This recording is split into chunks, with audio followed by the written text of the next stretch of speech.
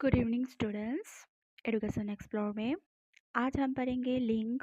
लिंग क्या होते हैं? लिंग का मतलब है जो चिन्ह से हम लड़के और लड़की के फर्क समझ सकते हैं, उसको हम लिंग कह लेंगे। ओके, तो जैसे लड़का लड़की, दादा दीदी, चाचा चाची, भाई बहन, माता पिता, उसको हम लिंग कहते हैं।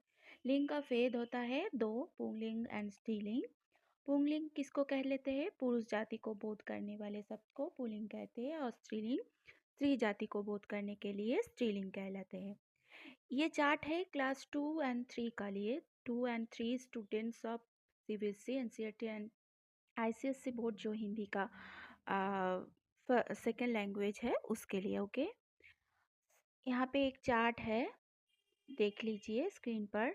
शेर शेरनी, हाथी हाथिनी, लेखक लेखिका, सेवक सेविका, गायक गायिका, पोता पोती, पंडित पंडिताइन, सहपाठी सहपाठी, ग्वाला ग्वालिन, लुहार लुहारिन, श्रीमान श्रीमती, सेठ सेठनी, राजा रानी, कवि कवियत्री, विलाव विल्ली, बंदर बंदरिया, युवक युवती, वर वधु, पुरुष स्त्री, भाई बहन, ससुर सास, बैल गाय।